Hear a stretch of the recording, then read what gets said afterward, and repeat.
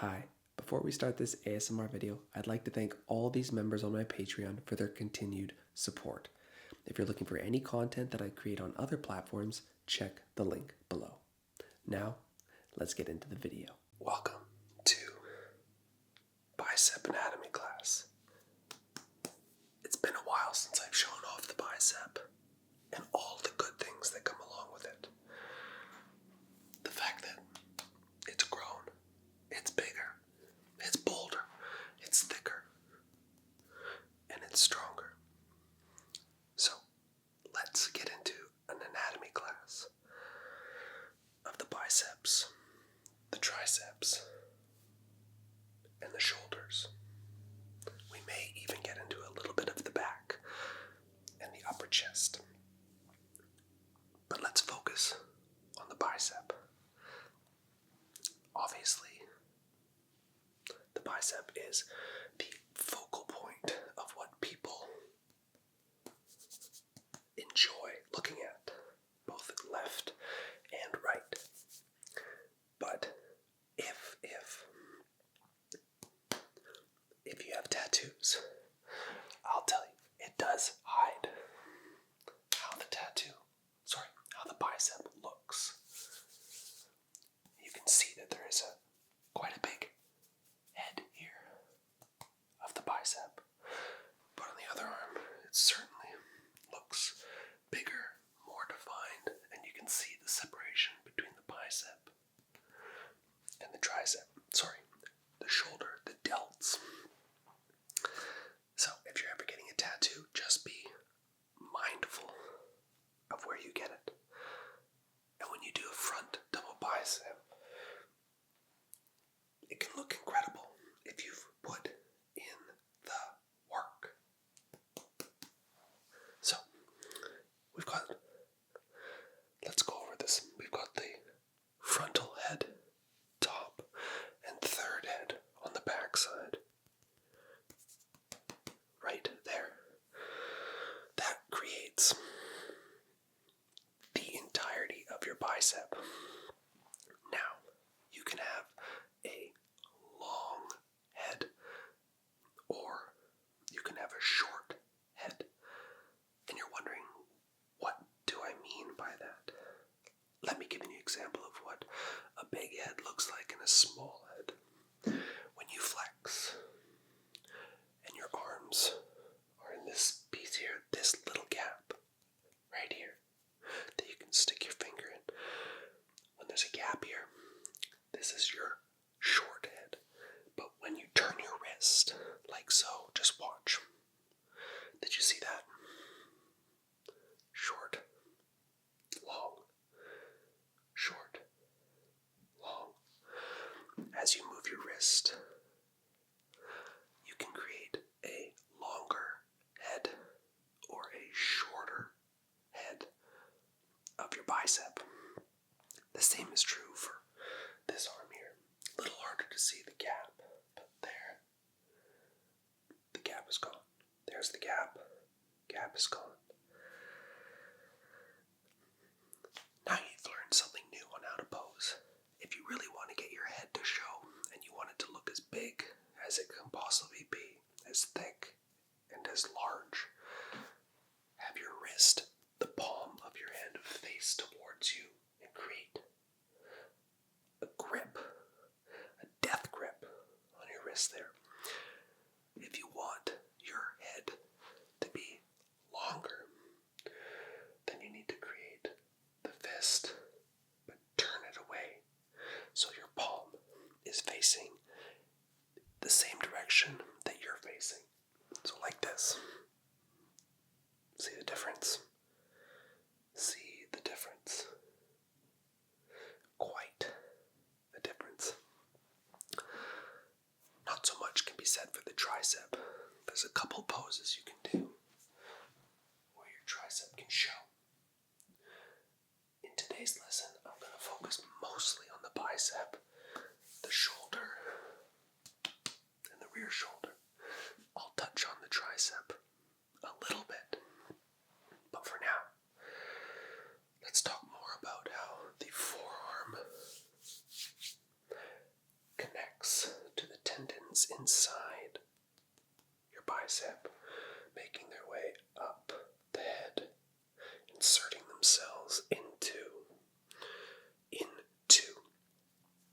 your armpit area where your delts connect with your bicep and connect with your forearm. There's a lot that happens in your arm when you work it hard.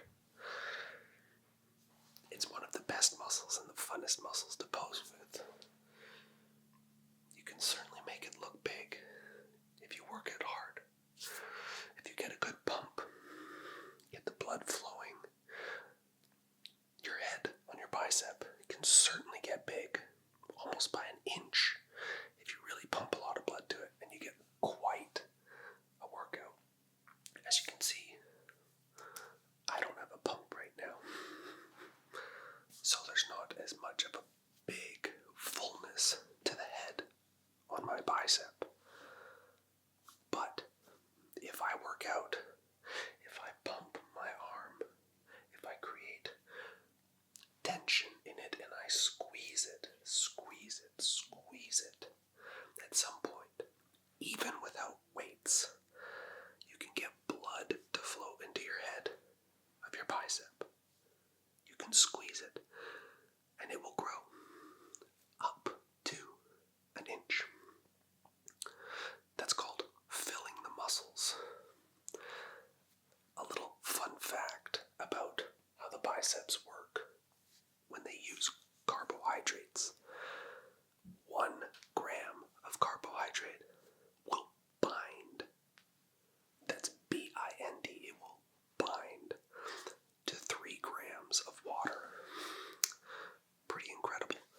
So if you eat 500 grams of carbohydrates, that's like a small pizza. You can see where this goes. A small pizza will make you retain 1.5 pounds of water. That's why this scale might look a little bigger. And that doesn't even include sodium, another thing that helps you retain water.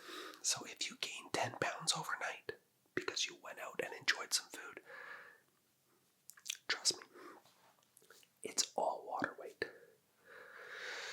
In order to gain 1 pound of pure fat, you need to eat your maintenance of calories. Call that 2,500 with all your daily expenditures, living, etc. And then on top of that, 2,500 calories, you need to eat another 3,500 calories.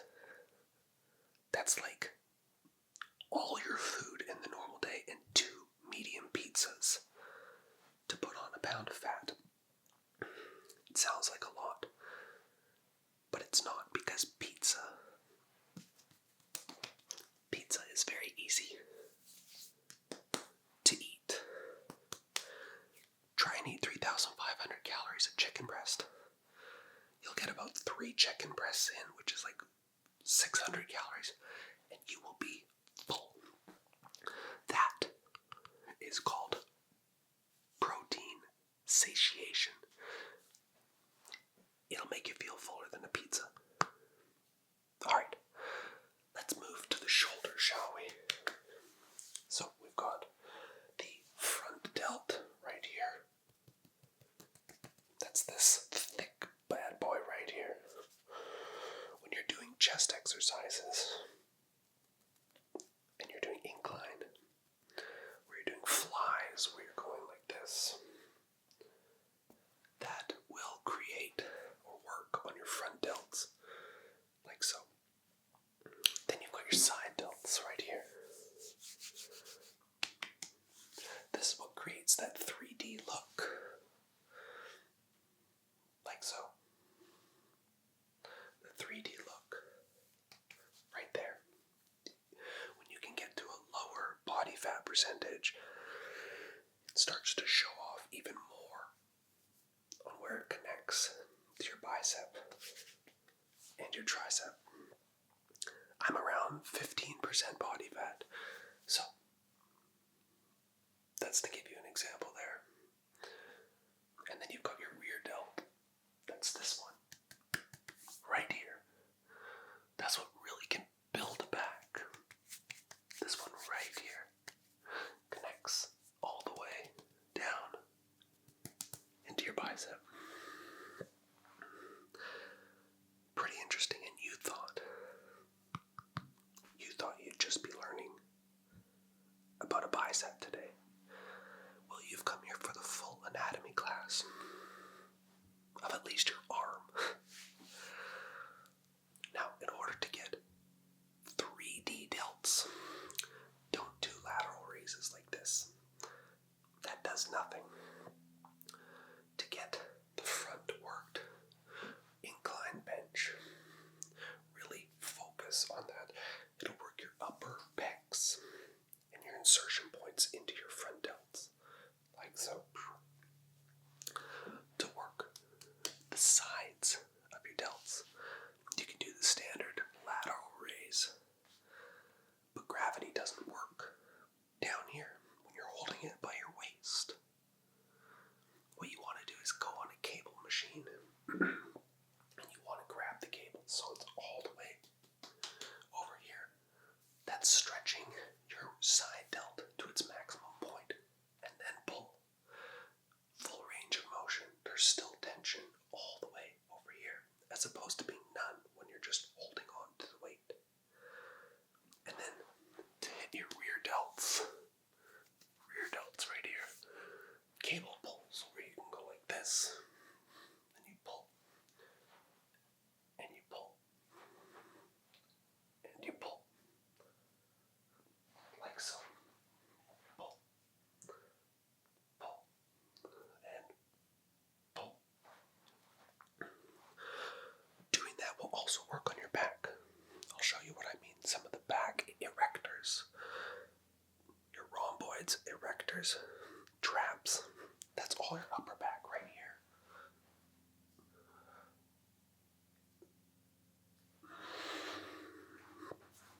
There's so many ways to work your body that can create